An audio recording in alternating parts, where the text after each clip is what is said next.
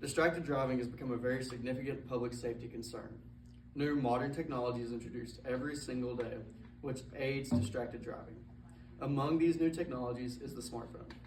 The smartphone has had major impact on distracted driving by adding texting, calling, TikToking, and Instagramming. While driving has always had its hazards, these new distractions have added to the peril of driving. What makes it most problematic is it occurs more often than any other distraction. According to Emily Rogers of DriveResearch.com, 45% of people admit to texting and driving. I will admit to texting or calling someone while driving at least a dozen times.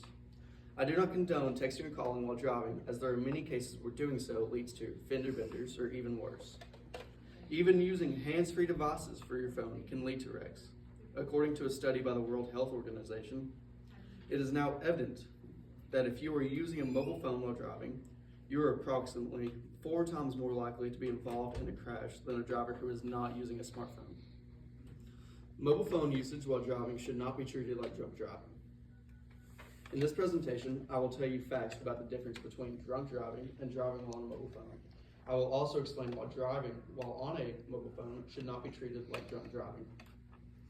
According to law.com, drunk driving is operating a motor vehicle while one's blood alcohol content is above the legal limit set by statute, which supposedly is the level at which a person cannot drive safely.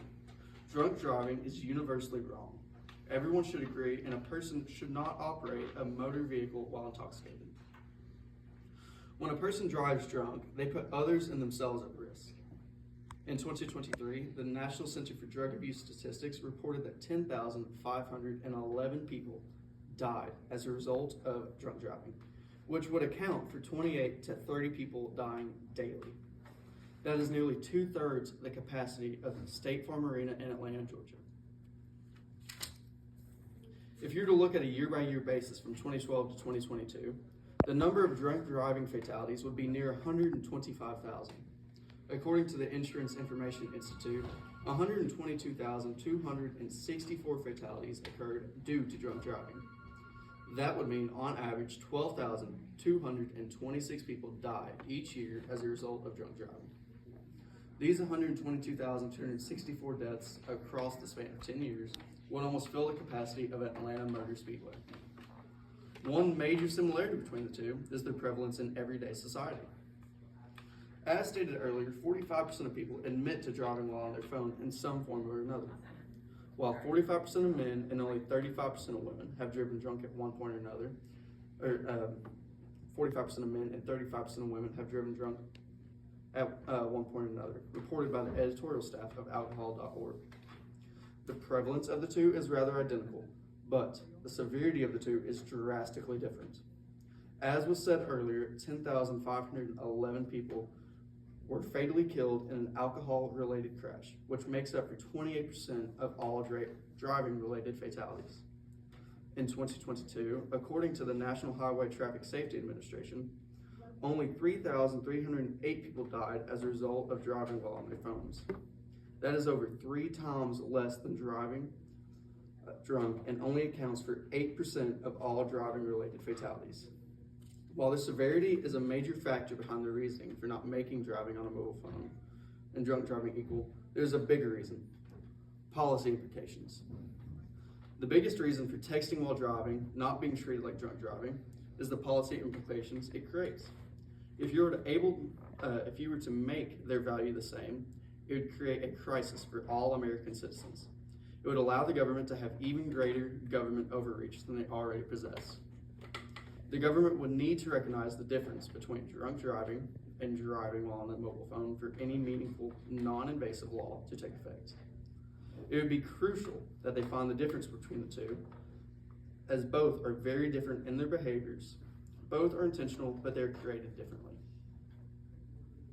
The approach to stopping driving on a mobile phone by running public awareness campaigns would not work on stopping drinking and driving. The same could be said for stopping driving while on a phone. Like breathalyzers and blood alcohol concentration, what the government would be forced to do is create a very different and special punishment for specific cases of each. There is no solid, easy answer for the American government and the policy they create.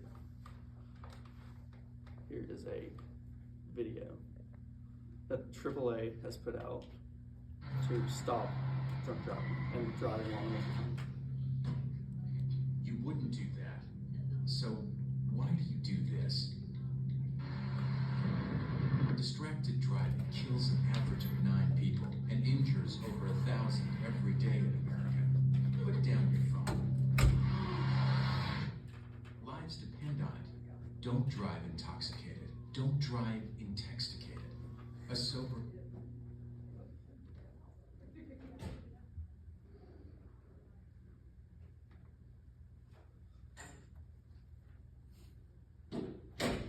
The policy and government overreach alone would and should deter any belief in the idea of making mobile phone usage while driving the same as drunk driving. Driving drunk and driving while on a mobile phone are two very dangerous actions. They both threaten the safety of oneself and that of others. They're significantly different from each other in their severities, their consequences, and their prevalence. The simple idea of making driving on a mobile phone and drunk driving the same does not work. Mobile phone usage while driving should not be treated like drunk driving. Many actions can be taken to create a safer driving environment, but making driving while on a mobile phone and driving drunk the same should not be the answer.